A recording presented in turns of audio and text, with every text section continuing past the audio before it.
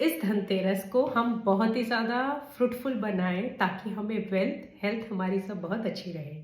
सो धनतेरस पे आपने सबसे पहले उठने के बाद जल्दी उठकर नहाकर सूर्य भगवान को जल चढ़ाना है, वो भी गुलाब जल का। सो गुलाब जल सूर्य भगवान को अर्पण करना है ओम सूर्याय नमः बोल के।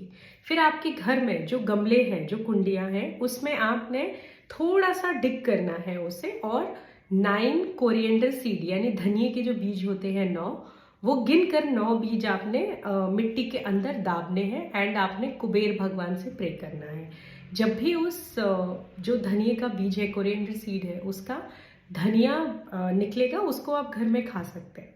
सो आपने उससे फिर कुबेर भगवान की पूजा करनी है और उनको प्रे करना है और बोलना है, सुख समृद्धि के लिए आपसे प्रार्थना करनी है। इसके बाद आपने अपने घर के मंदिर में कुबेर भगवान की वाइट कलर की स्वीट उनको आपने दिखानी है, यानी उनको आपने चढ़ानी है प्रसाद के रूप में। घी का दीपक जलाना है और साथ में धन्वंतरी जी यानी लॉर्ड धन्वंतरी जी को आपको येलो कलर की स्वीट चढ़ानी है और घी का दीपक उनके नाम का जलाना है और उनसे प्रे करनी है घर में सबकी अच्छी हेल्थ के लिए। इसके साथ शाम को आप श्री यंत्र, गणपति जी और लक्ष्मी माँ, इन तीनों की पूजा करें और यहाँ पर भी आपने घी का दीपक जलाना है। इस दिन लक्ष्मी माँ को आपने लाल रंग का फूल चढ़ाना है और आपने जो उनको मखाने की खीर बहुत पसंद है, मखाने की खीर का भोग लगा सकते हैं। आज के दिन जो डोनेशन की जाती है, वो डोनेशन आप अगर नारियल की कोई मिठाई का डोनेट करते हैं तो बहुत अच्छा है, नहीं तो आप नारियल और उसके साथ शक्कर और दूध को भी डोनेट कर सकते हैं।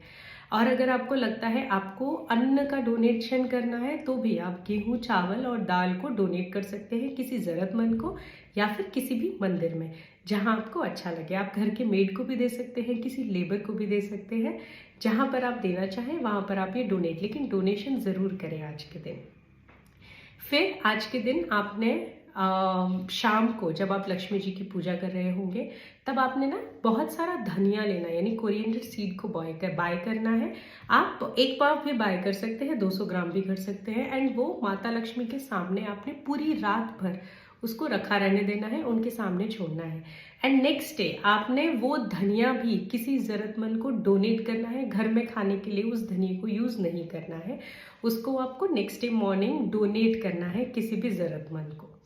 एंड इसके बाद में अगले दिन शाम को आपने यम का दीपक जलाना है। अभी यम का दीपक हम किस लिए जलाते हैं?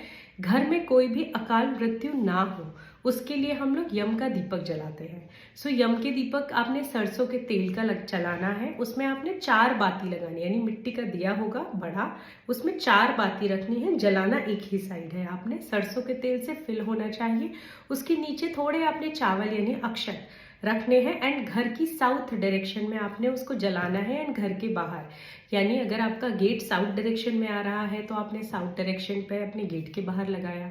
अगर आपका गैलरी आ रही है वहाँ जला दिया। अगर आपको लगता है टेरेस में आप साउथ के इसमें जला सकते हैं तो आप जलाइए, लेकिन घर के बाहर यानी जहाँ हम रह रहे हैं उस प्रीमाइसेस के बाहर, गैलरी, दरवाज़ा, टेरेस या फिर मेन डोर के बाहर आप इसको जला सकते हैं।